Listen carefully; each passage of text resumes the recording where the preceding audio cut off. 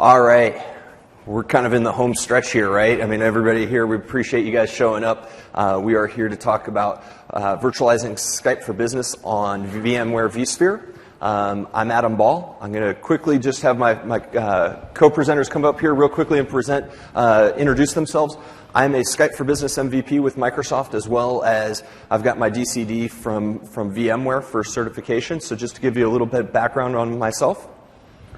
Hi, my name is Rakesh, and I'm a senior manager in the IT org at VMware, and I'm leading the team that's responsible for deploying Skype inside of VMware Virtualized and following all the best practices that we're going to share with you guys.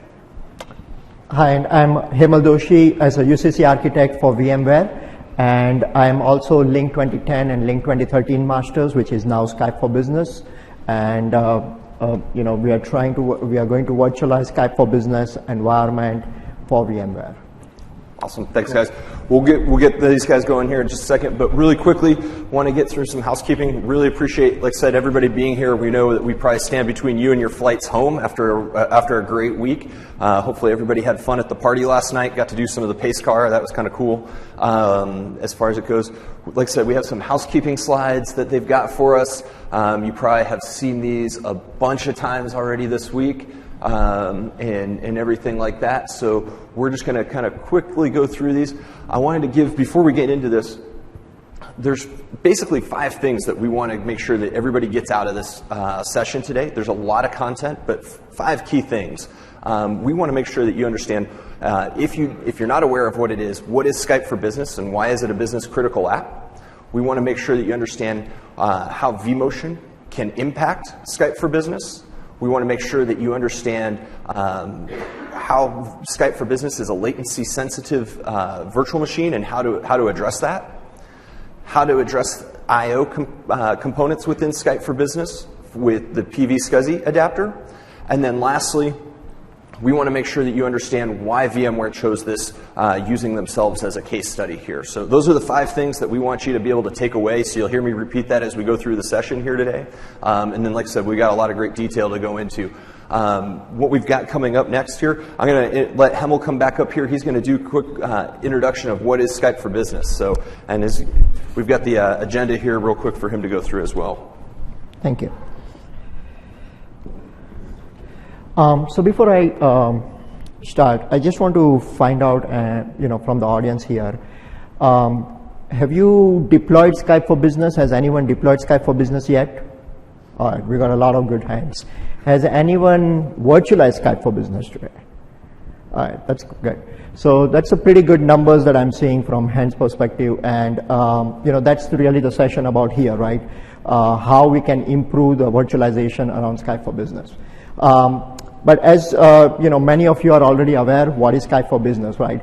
It's basically a full-featured collaboration and communication platform that Microsoft technology has to offer, right? Which does not only include IM and presence, but also audio, video, PSTN calling, and most important, the dial-in conferencing that comes along with this technology, right? So in other words, Skype for Business is now kind of a real-time communication platform with this new technology, right? So, having said that, what is real-time? Why real-time communication is important, right? So I'm just going to read over here that real-time communication is any mode of telecommunication in which users want to interact live with the other endpoints, right? We don't want any kind of distraction, feedback. We don't want people to talk over each other, right? We want to talk to people as live as possible without negligible latency. So that's what real-time communication means, right? But what are the issues that generally arise, right? So when we think about real-time communication, it's not only from Skype for Business, but as a whole, right? We don't want any kind of the robotic voice. We don't want any kind of the what I would say feedback. We don't want people to talk over to each other. It's just bad. In my mind, it's just a very bad conference call if the technology that we are deploying, right, is not tuned properly with the issues that can arise with that, right? So, but if you think about this, right, in detail, what are the cause and effect that we are having and issues with the real-time communication? So I want to highlight three most important things over here, right, is the high latency. If we have a latency of greater than 250 milliseconds, then generally, you would start hearing complaints around, people talking over each other, or, you may start seeing that I'm trying to talk and then other people will say, okay, go over it, why don't you start again, those kind of the things. So we want to avoid that, right? Or that's one of the cause, from real-time communication perspective. The second thing is jitter, right? So what is jitter? Jitter is basically the variation in this latency, right? So for example, if I have to pick, let's say, the packets are arriving constantly at 1 millisecond, then my jitter is 0 milliseconds, right? Because the difference between the packets over here is 0. But let's say if my packets are arriving at random intervals, right? One packet is arriving at 1 millisecond, the second packet comes at, let's say, 2 milliseconds or 4 milliseconds, then the difference between those two packets, right, and the average of that will become my jitter value, right?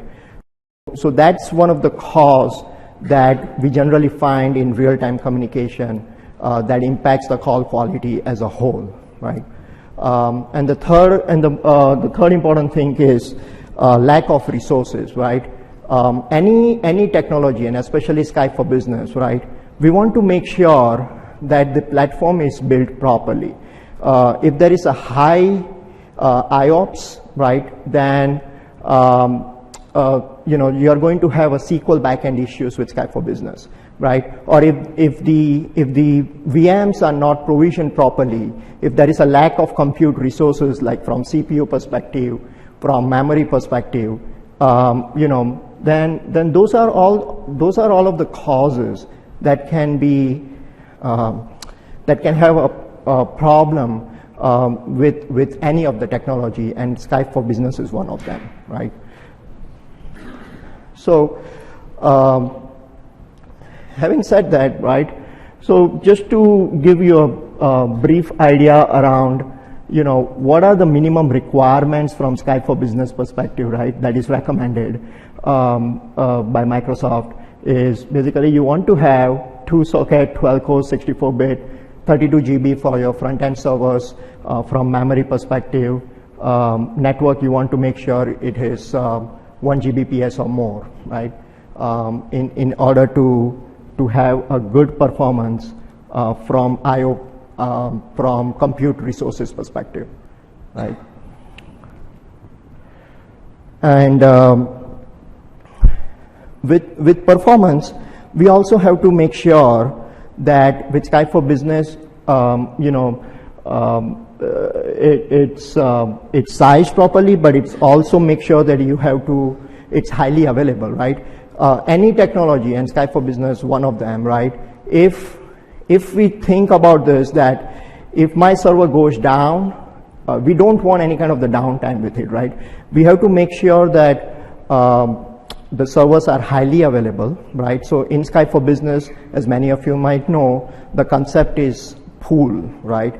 Pool is basically a collection of my front-end servers, so that in case if there is one server going down, then my other 2 front-end servers or 3 servers, whatever it may be, based upon your capacity planning, can incorporate that workload from high availability perspective, right? From backend perspective, we have technologies like SQL mirroring or SQL always on that can be used from high availability perspective with Skype for Business. And then the other thing that we need to think from business perspective is disaster recovery, right? So the difference between high availability and disaster recovery is, high availability is to ensuring that if one component goes down, right, then it's been covered by the by the other roles within the same site, right? But what if the site goes down, right? Then you need to make sure that you have a disaster recovery setup between your two sites, right?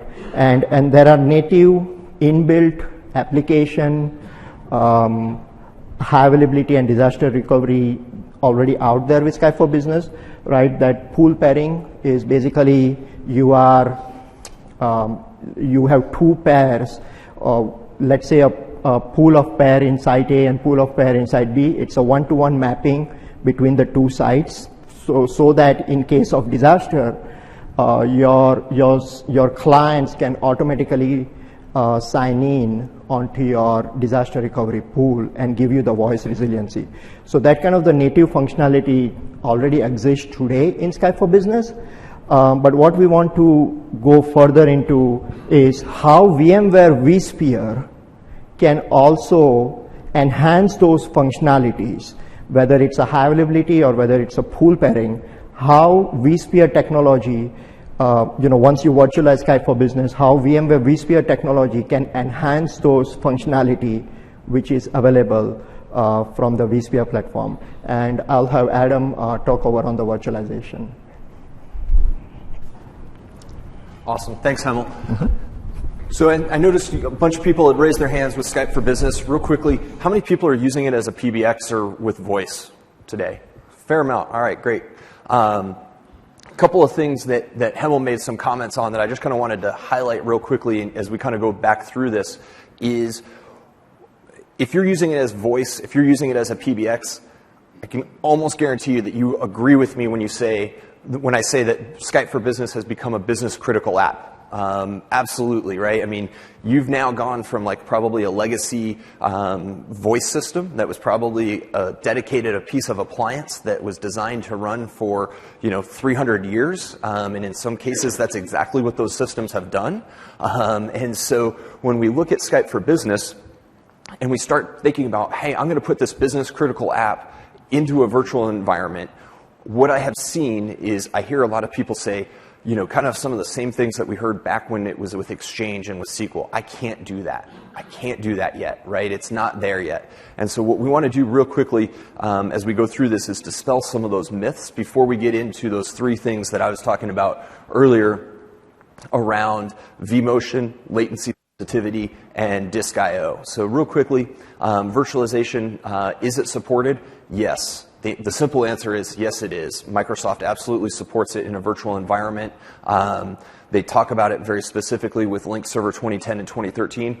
If any of you have gone out and read TechNet, a lot of the articles in TechNet for Skype for Business actually were never updated. You actually have to go back to the Link 2013 TechNet articles specifically to be able to find out how to do some of the things in Skype for Business because those topics didn't change. And that goes the same for the virtualization support. What if Microsoft says no? They won't. They really won't. You are still covered within this, whether it's through VMware, whether through the Premier Contact, through GSS, or even through the multi-vendor support community. I have yet to have anybody ever tell me, hey, that's not supported. So. Real quickly. Also, and I'm sure most of the folks who are in this room know that about ESXi being SVVP certified. Basically, that's where where VMware can go through and submit a specific scenario and be able to get that certified by Microsoft. So that's actually really great. One of the reasons, again, that it's completely possible here is that Skype is completely unaware of the virtualization, right? We're presenting virtual hardware to it, but as far as it's concerned, it's got the hardware it needs. Key piece here, though, is you have to be able to provide the appropriate hardware, and we'll get into that in just a minute. There's all sorts of benefits for virtualization. I see a few friendly faces from our session yesterday, and we talked about this.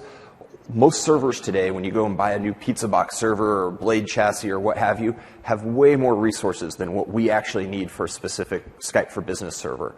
So we can get a lot of increased ROI, lower total cost of ownership, and that ability to say, hey, I've got this big bulky server that has plenty of CPU, plenty of RAM, and to be able to put multiple roles on there. right? So there's a lot of good things. And virtualization, lastly, as Hemel was talking about, definitely enhances the native high availability between HA and pool DR.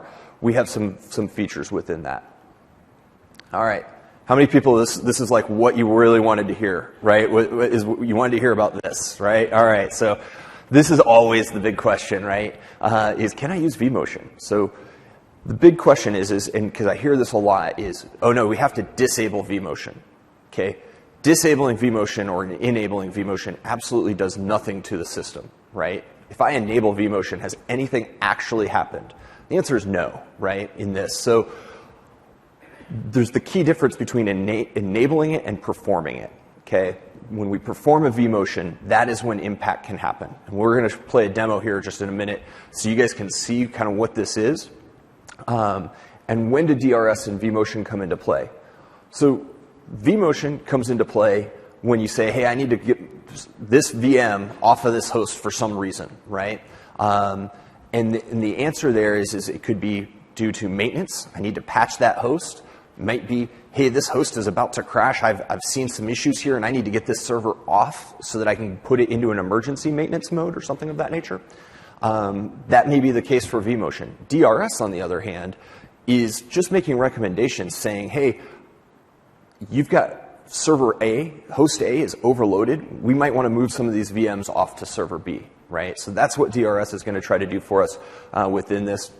And I'm thinking about this very specifically from a Skype for Business centric model, like you might have a cluster or a resource pool that's dedicated to Skype for Business in this model as I explain all of this. So when we think about that, you may have, I mean, you guys may already be using DRS for other systems that are in that, but we're thinking very specifically in it.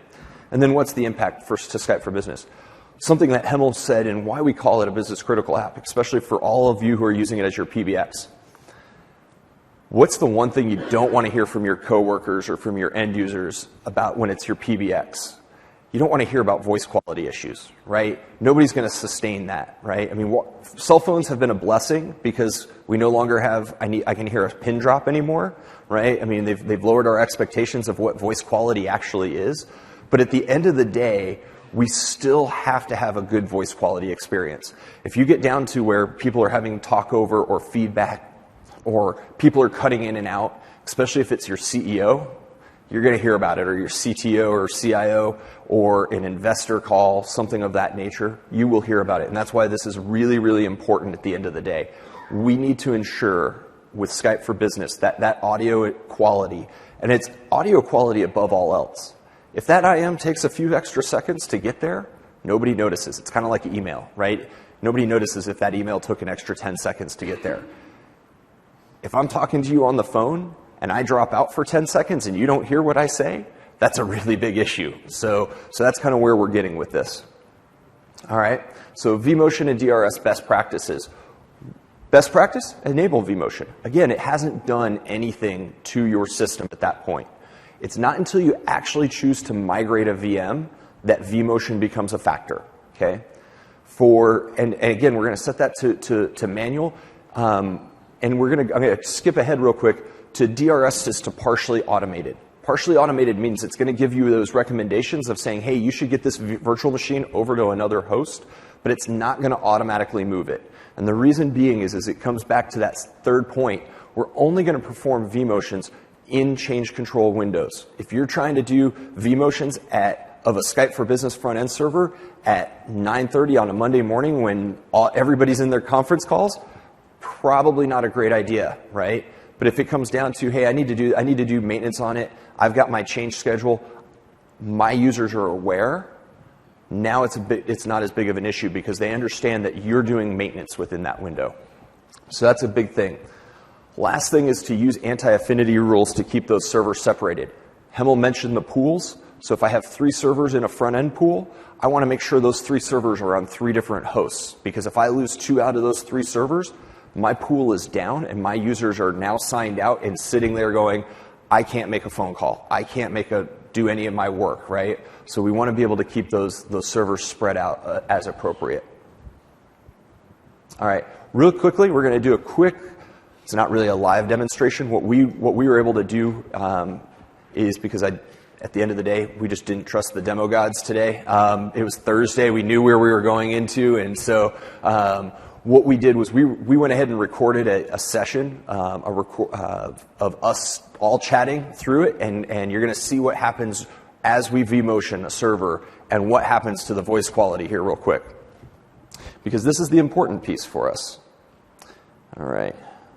And which, oh. For context, how is vMotion set up? Is it 10 gig or 1 gig? On this one, I actually don't remember. I don't know what on the back end. I think it's set up on a 10 gig link right now on this on these hosts that we had. So, because this is actually pre-production of VMware's environment that you're seeing here in this environment. So, and which one do I need to go to do the demo on here?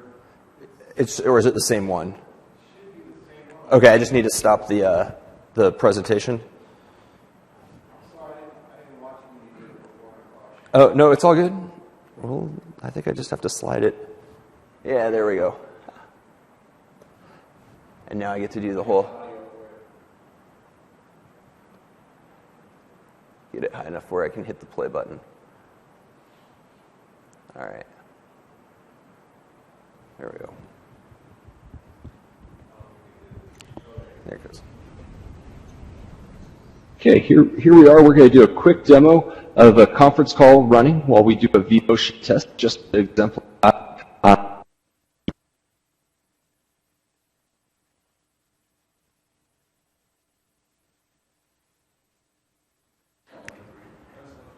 I was say, yeah. So the video didn't drop, but the audio quality did in all of this. So, but this is exactly how this recording happened.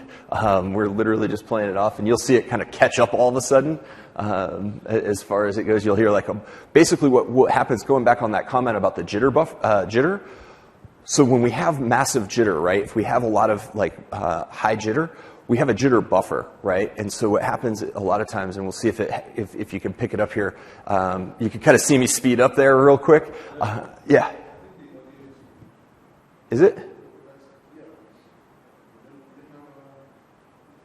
No, because we had audio going. Yeah, because we should have audio right now.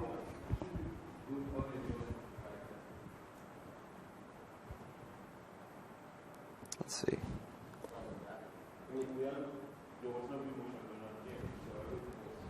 Yeah, it started up a little bit. Let's see if I can't. Yeah, it's up all the way over. Yeah, and it started with audio, so that's interesting. Real quickly on the comment though, this is why we don't do live demos, right? But the comment that I wanted to make on that jitter buffer, right, is you'll get a whole bunch of those packets, and so Skype for Business is trying to normalize those packets because we don't want to hear people sounding like chipmunks or people sound really slow, right? So that when that jitter buffer gets filled and all of a sudden dumps, that's what happens with it. That's why you get the chipmunk noise, right? So you get that really quick speaking. Yes? So we heard like maybe 15 seconds of Yep. audio. Yep. Then it cut out. Yep. Where the process was the vMotion? So Did you say, hey, we're going to do this, blah, blah, blah, and vMotion was already going? no, it was starting up. And I can see that here we here go. through the RTC AVMCU. This It'll is come where up our in just a audio and second. video is going through. That I can see my conference and I can see my number of users equals 4. Because of that's where video is happening. Yeah. Yeah. Just So we're hearing Yeah. presentation audio problems? Yeah, and it could just be the CPU on this, because I'm running it directly off of this laptop. I didn't embed it into the PowerPoint, trying to avoid some of these issues. So, and it looks like it's just having a few issues here, trying to keep up on this. We will try to embed this so that you guys can see that after the fact as well. Yeah, because you'll see us go ahead and do the vMotion here. I don't know why the audio keeps dropping out on it, though. Let's see. Pause it and things happen here as we do our migration. We're going to back up our web client here, and we're going to go ahead and start our vSphere VMotion here. We're going to go down to migrate. In this case, we're just changing the compute resource only. We're going to choose one of our hosts. We'll just choose host 2 over here. We'll validate that everything is compatible and checks out. We're going to leave everything else here the same. We're going to leave it on the same network. We're not doing any other changes within this. And we're going to go ahead and schedule the vMotion with high priority, which is recommended. We're going to come in here and go ahead and complete that. So during this time, what we're going to do is just be able to watch this. Deji and Hemel, you can guys kind of chime in of what you're seeing from your side and get some good quality in here. Yeah, so can I go ahead and launch up the client here? And so just want to make sure, how the quality would look like exactly for the last second when the stun operation happens during the vMotion process. Yeah, can you go ahead and bring...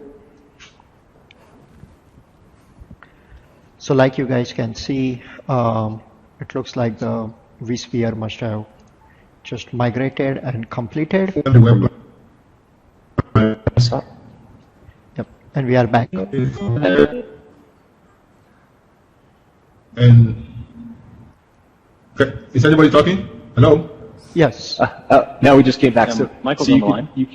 Yep, so I got a little bit of silence, and then I got a little bit of the voice speed up. Deji, it sounded like you were the Micro Machines guy talking for a few seconds as the vMotion completed during that stun process. So, and you can actually see in up here in Hemel's screen that we've got the red bars up, and now it just changed over to yellow, and then we're going to go back to white here as everything smooths out. And biggest thing here that we want to notice is that call quality can be affected during that stun period, and so, but the vMotion succeeded successfully.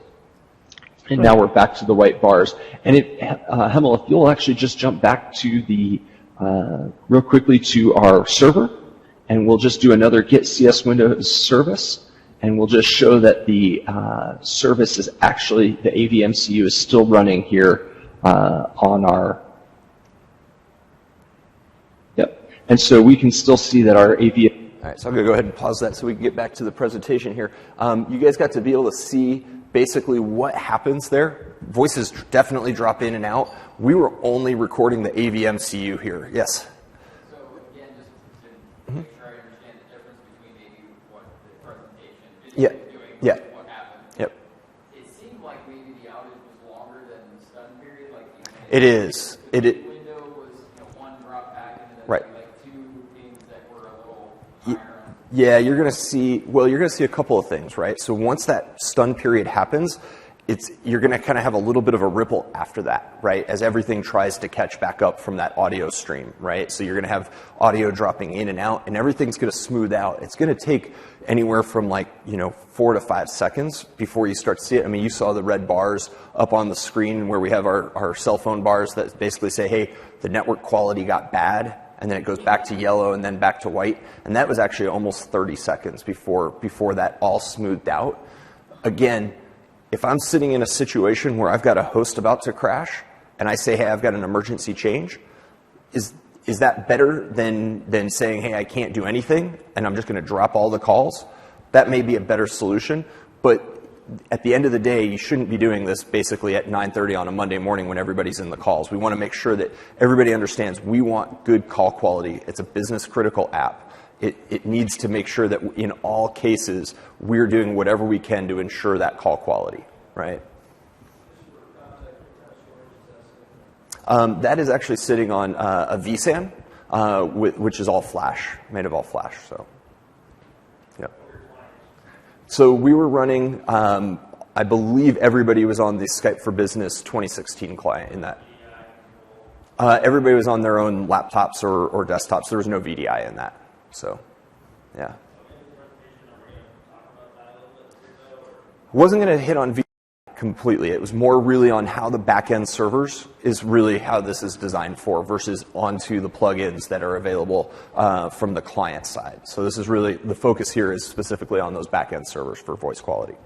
So, okay. All right. So really quickly, going into these configuration pitfalls and remedies, virtualization is definitely not the same as physical. Right? We've got things like resource pooling, resource abstraction that we can use to basically ensure our virtual machines get the right amount of resources. More is not always better. I've actually seen people do this where it's like, hey, let me crank up my virtual CPUs and start setting those like really high. Just because you can give it 128 virtual CPUs doesn't mean you should. Same thing with Skype for Business front ends. We saw the recommended settings was 32 gigs of RAM. Giving it 64 or 128, you're really never going to use more than that. So, yes? So more is not always better. I mean, one of the problems we have is, if we look at performance statistics on some of our servers, not high. Right. And their size half of what Microsoft recommends. When we follow Microsoft, Yep. they tell us, well, you're not running on recommended. Yeah, so to talk on that very specifically, so Microsoft only has one tested platform. Right, so that's where those recommended settings. They don't test other settings. So that's why you'll see them say that's not supported. Basically, if it's not tested, it's not supported. That's where Microsoft's official stance comes down to. I will say this though, there are a lot of things that happen in play, especially around the SQL Express that sits on that front end, things like that. Those threads are going to end up getting dedicated to, say, the first few virtual CPUs that you have. So if you say, hey, I've got 6 virtual CPUs, and this is a common misconception that I see is I've only got 300 people. I don't need 12 vCPU and 32 gigs of RAM. The application itself isn't really designed to scale up and down from a hardware perspective because it's doing certain things under the hood with SQL Express and things of that nature that really are going to mandate more hardware, more virtual hardware. Whether you have one conference or you're hosting 10 or 20, there's just not a sliding scale from that standpoint. So when it comes down to it, I really do recommend that you get as close to those recommended hardware settings as you can for best performance. You will be able to support more users, absolutely, but even for those one-off cases where you've only got one conference, you're not going to have a background thread take a process that's going to then starve you for resources in your CPU. So I thought I saw another question real quick. So, okay. Yeah, so we want to talk about choke points and everything like that. So we got a lot of data here. Real quickly, for the physical hardware for vSphere, this shouldn't be anything huge. Hardware must be on the hardware compatibility list.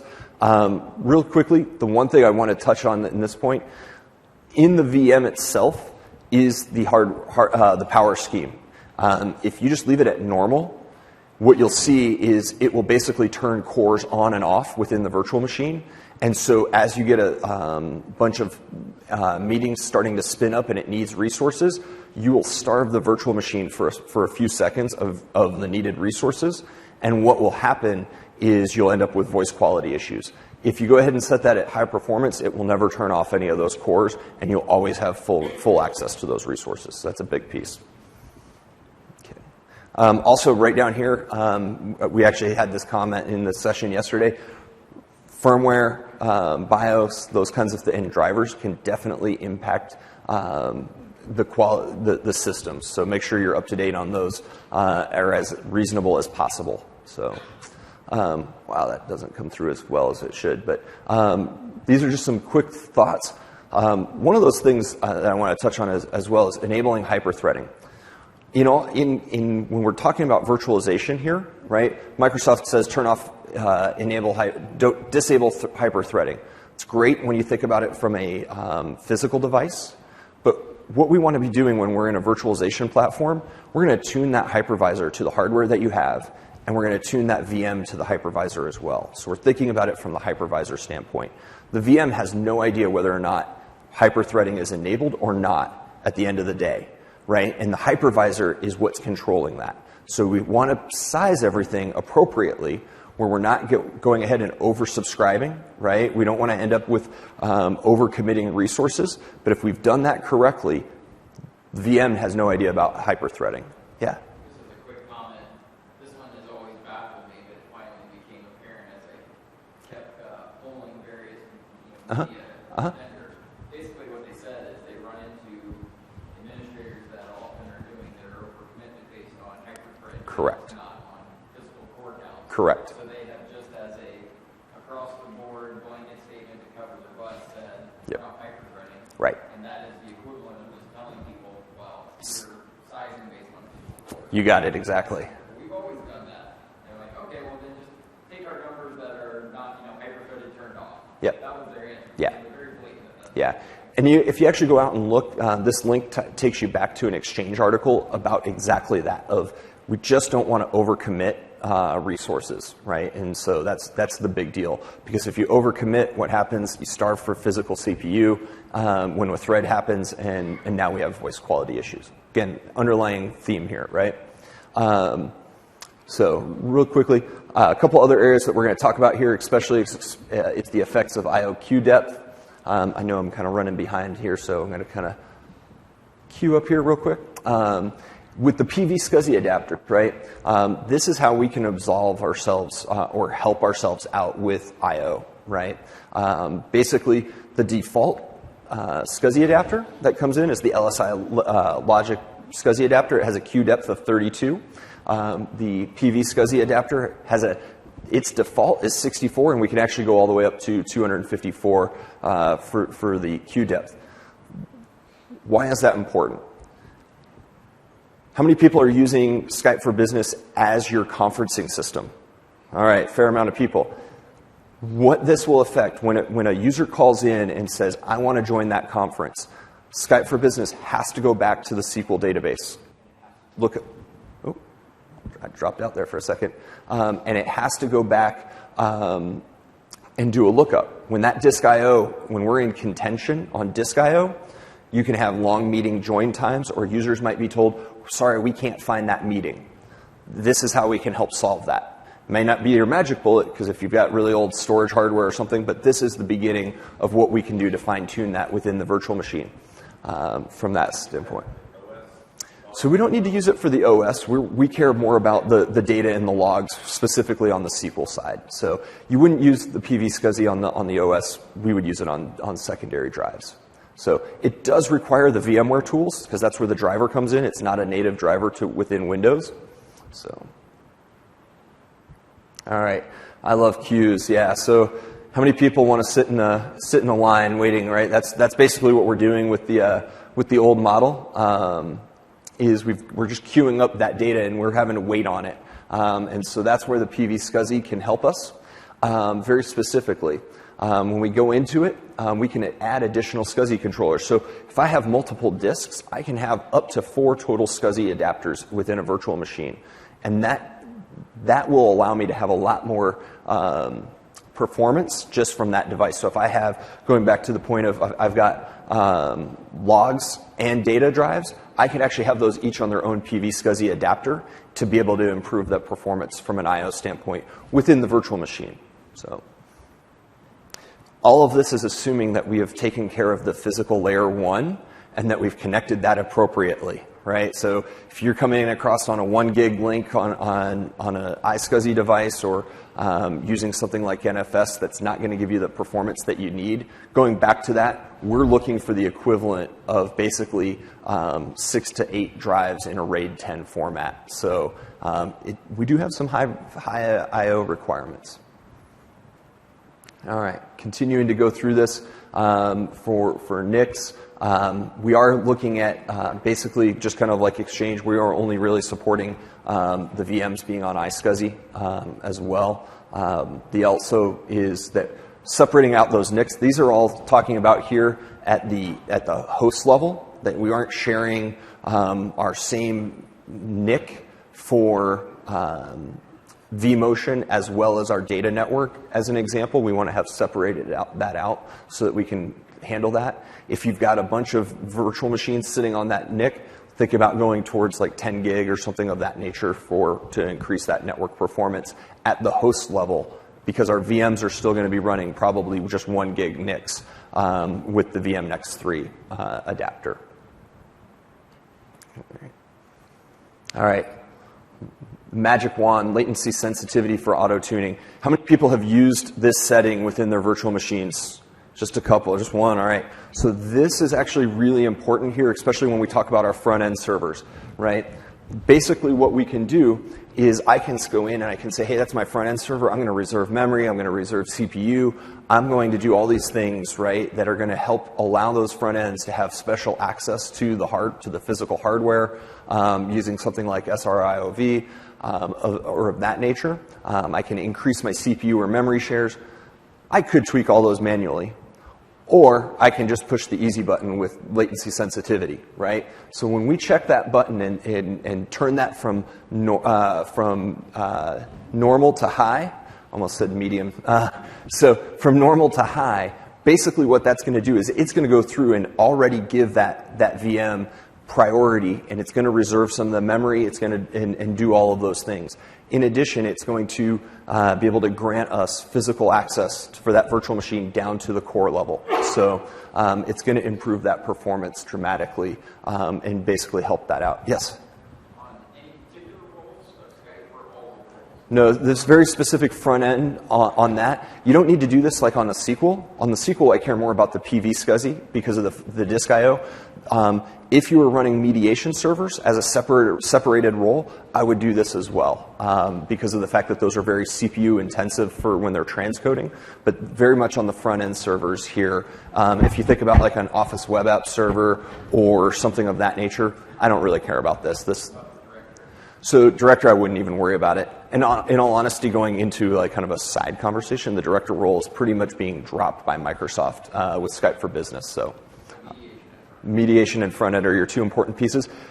If close second would be your edge servers because media does flow through those. So no, go to high. So medium or actually, last I checked, we're still experimental, but go to high. So. All right. So quickly, some troubleshooting. This is, oh, yeah. I believe it takes effect right away. I haven't seen anything that says a reboot's required on that. So. Deji, did you know real quickly? Yeah, all right. I'm getting told yes, so. All right. So troubleshooting. If you're troubleshooting, if anybody starts seeing things like, hey, I've got too high of I've got 2 minutes to join a meeting that's taking forever, why is it? And you start to suspect you might have an I/O issue.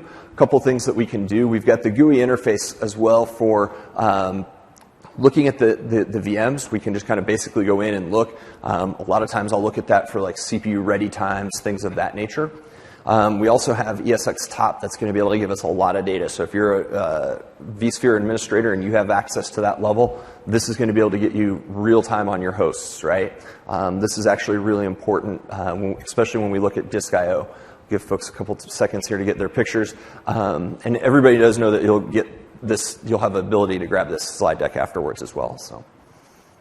Okay, when we're looking at disk performance very specifically, we can look at the device average and the guest average here just to be able to see what's happening. And we have that rule of thumb, if we have more than 20 milliseconds sitting in our guest average, basically we're having high latency.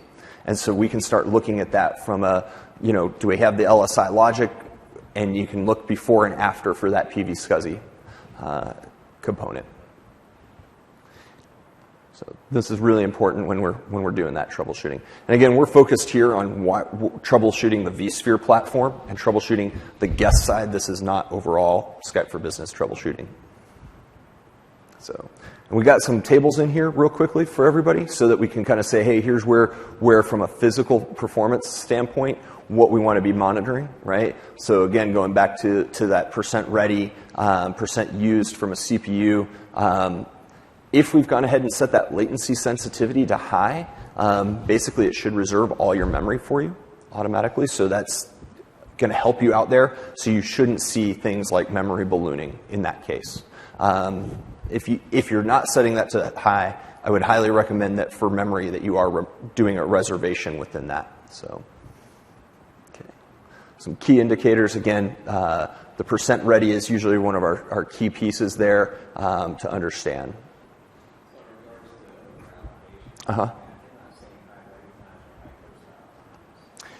Yeah, I mean, if you're not seeing that, because again, you've given the resources, right? So you say, hey, I've got 12 vCPU and whatnot, and you're not seeing that, you're probably not going to have that contention within that space. But the bigger thing is you want to make sure that those resources are available, so when a conference starts, that it can start going and being able to do the transcoding that it needs. You are guaranteeing. And it's doing a lot of things under the hood. Like I said, it's going to give it the ability to actually have direct access to some of that hardware. So when you set that latency sensitivity to high, if you're like, hey, I've got everything there, but I'm not doing any of these things, and I've got 200 users and I haven't heard a single complaint, just keep doing what you're doing. This is kind of where you're saying, hey, I'm planning out and I'm trying to help go that extra layer to ensure that my voice quality is perfect. But that's our ultimate goal, is voice quality, right, in this case. I'll be honest, video quality people care about, but if I can't hear you, it doesn't matter if I can see you. So at the end of the day. So that's why you'll hear me hype on voice quality so much. Again, going back to the balloon driver size is kind of my first thing to look at. If people haven't reserved memory, I see this kind of frequently going back to the point where people think, hey, I've got 32 gigs of RAM, I'm going to magically turn that into 96. And so with the overcommitment piece, and that's kind of a big issue where we'll start to see ballooning and swapping. All right. So some other key indicators here. From the network standpoint, I hope nobody ever sees this. I mean, honestly, if you see drop packets on your network just at the physical adapter level, you probably want to be looking to see what's going on very quickly, because you probably are having other issues within your environment or within that host at that point in time. So that you may be experiencing. So that should pretty much always be zero from the most part. So, all right. What I'm going to do next is bring up Rakesh. He's going to talk to you guys why Skype for Business for VMware, kind of give you guys we've shown you guys the key components here. Again, hopefully you guys will remember the latency sensitivity, the PV SCSI components, because those are two real key pieces, and really what happens with vMotion from this standpoint. I'll let Rakesh take over. Thanks, Adam. So just to sort of recap a little bit, right? So Hemmel's told you about the importance of Skype and what the tool is capable of, and Adam shared with you some of the best practices, right? I'll go through how we're using Skype and how we learn some of those best practices, along with the fact that because we are VMware, we kind of know what the best practices are, right? So we're going to execute them, put them in place, and bring more information to you guys on how to do this, right? So we're about 19,000 people at VMware, 30,000 devices, 90 locations, but that's about 50 offices. And one of the things that we noticed was we had a lot of collaboration tools, we had a lot of independent collaboration tools, and we wanted to find a platform that we could all unify the company on, right? So that's really where the motivation to bring in Skype for Business came in. And obviously, if we were going to bring it in, we were going to virtualize it, and we were going to, drink our own champagne. I'm sure you guys have heard that a lot this week. We had some requirements. The reason I'm sharing these requirements with you is to kind of show you that we're trying to use the product to its fullest extent, and we're trying to configure it exactly for our user base, right? We're not doing vanilla install by any means. We're doing dial-in conferencing for multiple regions. We're supporting SIP trunks. We're supporting PRI and TDM, depending on what countries that we're deploying this in. We're doing this for all our offices around the world. We're integrating with our existing Avaya PBX, but in the long term, this will be our telephony platform. We're just starting that in a phased approach. We have requirements for our business. Every business has requirements: high availability, ability for things like least cost routing and all that kind of stuff. So we're not cutting any corners, right? And I'm going a little bit fast because I know we're a little bit close to the end of the time, and I want to save time for you guys to have, be able to ask questions. So I'm going to skip forward. But if you want me to jump on and explain anything, let me know. This is just an overview of what one Skype pool looks like to meet our business needs and our needs for redundancy and uptime. We're actually deploying 8 pools like this around the world, all virtualized. And 25% of it actually is going to be hosted in our internal private cloud, which I don't even control the infrastructure at that point. I'm just totally using it infrastructure as a service. So what do we have today? We have 2 data centers deployed in North America. So we're a quarter done with our deployment. I have at least half my company already on Skype for Business. We have dial-in conferencing enabled for everyone. We're just starting the enterprise voice phase. So people are just going to start using it as their soft phones in the next few weeks. And we're using zip trunks, right? So we're trying to digitize everything. We're trying to go with a level of redundancy on that level as well.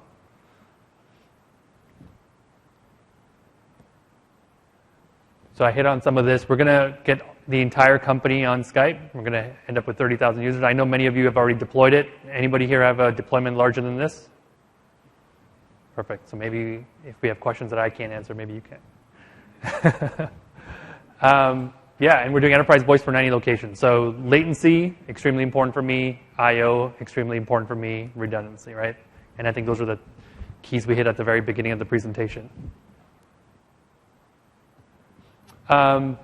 Based on everything that we've learned, based on the experiences we've gone through and the best practices we know from our other deployments of different tools at VMware, we've actually released a white paper, which we released yesterday. Just went online. We will learn more. We will update more, but this is your go-to guide for now.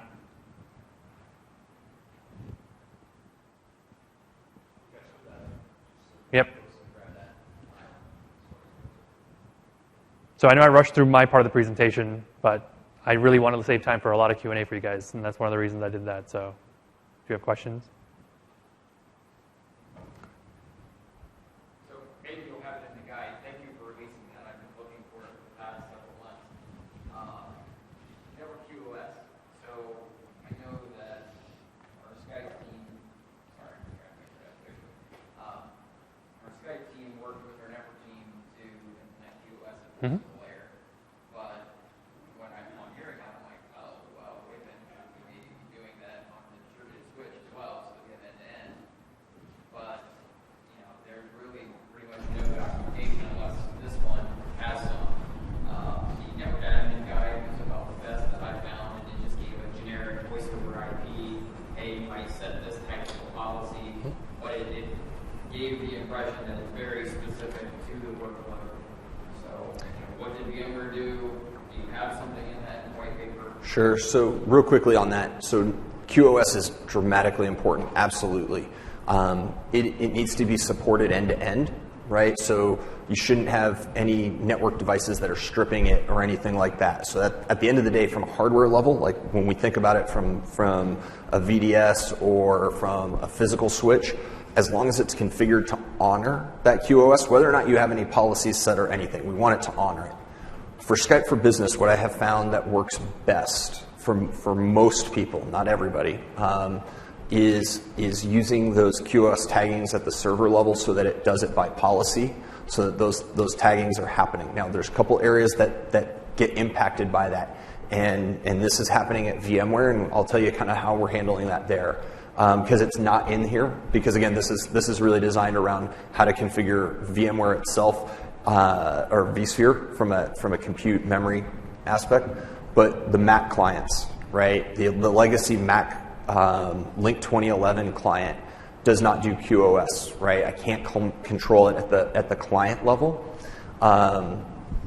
And so if we've got a large portion, which VMware has about 50% Mac, I think it is, or give or take, maybe a few percentage points there. So what we have to do is, one, the new Mac client for Skype for Business will support QoS going forward, so that'll help. But the other thing that we're ending up doing is very specifically more at the WAN layer, because that's an area that we can control it. We're looking at those ports and basically ensuring that traffic based on port at the WAN level gets tagged to help ensure that. But within that local area network for those Mac clients, we have less control because we don't have policies at this point. But that's more because it's that legacy Mac client. and it's that legacy Mac client's actually a Link 2010 client. It was never really updated for 2013. So to answer that question, Okay, so to be clear, you're not doing QoS on the VDS. no, we're just asking for it to be honored. We're not tagging anything based on the VDS. No. So, yeah. I don't even think they've dropped the third beta yet. So to my knowledge, they've still only dropped the first 2 previews, and they've got the third drop left to happen. That's the only public knowledge that I have. So, yeah. So, Yeah, I've been saying calendar year 16 and just leaving it at that. yeah, I wish I had better info that I could share. So, yeah. You're saying that you prioritize the traffic, even though you're not classifying it? Honoring it, just making sure that they're not stripping the tagging. So there's no policies to prioritize. We just need them to honor it so that it's not stripping it. So just to add to that, So, sorry. you're gonna So they should honor it by default, yes. Correct, exactly. Yeah, the only thing I was going to add to that is we actually have a QoS policy in place because of our legacy VoIP system, and we've actually sort of molded Skype to just rely on the existing policies to go forward. So we've actually not deployed Skype dedicated QoS policies on our network. We're just piggybacking on what's in place. Correct. Right, you shouldn't have to by default. So it's just making sure that you're not stripping tags. And obviously the easiest way to see that, Wireshark on both sides, and just make sure those packets are coming in still tagged. So. If you're recommending architecture like what you are doing, you ship that little slot there, you build that. Are y'all recommending that you would have a dedicated ESX cluster just for Skype, not put other server workloads on it at all? So that's what's happening at VMware. Yep. As far as going back to what you need to do in your environment, it's size it appropriately, make sure that your resources are there for those virtual machines. But if you happen to have a set of dev servers or something like that, you could resource pool that off to just basically isolate that. It doesn't have to, yeah, right. It doesn't have to be dedicated to Skype for Business. We just happen to be doing that here based on the availability of resources. Other questions? Yeah.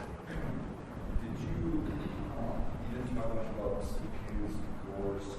On your front-end servers, are you using the SQL Express or using full-blown SQL? SQL Express on the front ends. So did you run it? I know in our environment, we have to look at your guide. So it's curious. You have a type of core sockets versus cores. I know the SQL Express has a limitation of one socket. Right. So we found, big environment, it's a pretty big environment that we have to change our front servers to be like one socket, 8 cores, and then SQL Express can use more of those threads. Right. So there's a couple of things that you can compare and contrast, and maybe afterwards here we can.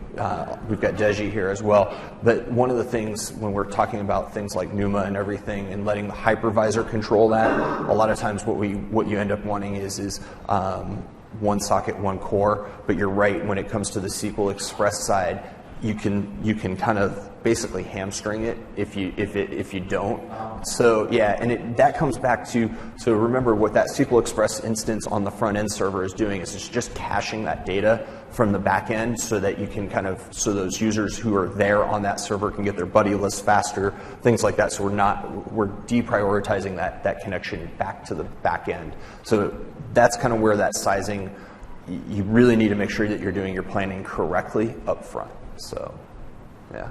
As an added comment to that, we ran into that as well.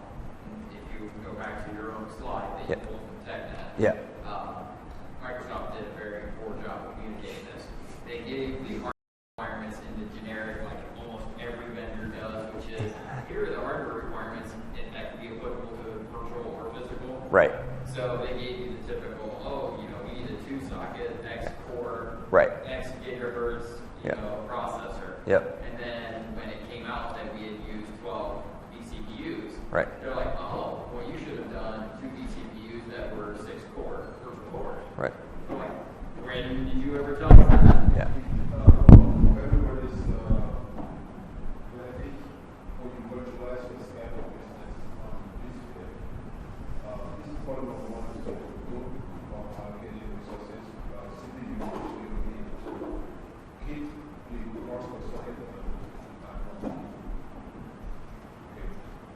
allocate whatever, however many CPUs you want to allocate.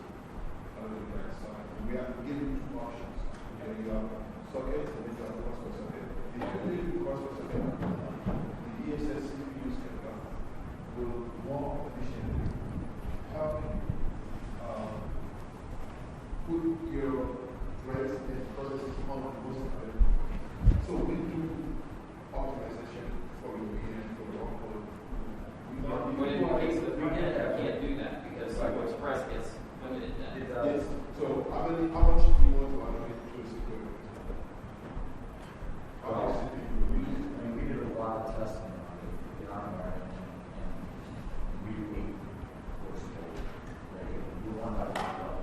I mean, that's what we tested on things, KPIs. We did like side-by-side KPIs for environments, and I mean, it smoothed out the KPIs a ton. Yeah, I can second that. Because we did the recommended, we started off with all cores because nobody said to do anything else, and that's what we always do because we know that ESX performs better with cores. I'm sorry, VCPUs rather than from the cores. And then they were trying to figure out why they're having performance problems, and because SQL Express was providing the stupid license requirement. And everywhere else in our world, We invented that cost per socket option to learn around two things. OS or application limitations. If you are That's an application limitation. SQL Express. So, and then the second one is for IT. Yeah. So, Yeah. otherwise, please leave that. Yeah. Always do.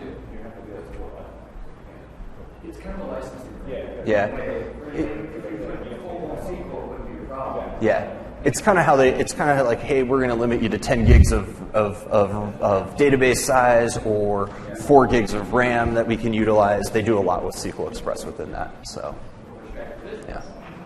Thank you guys, everybody who wants. Hey, appreciate it. Thank you guys. Safe travels.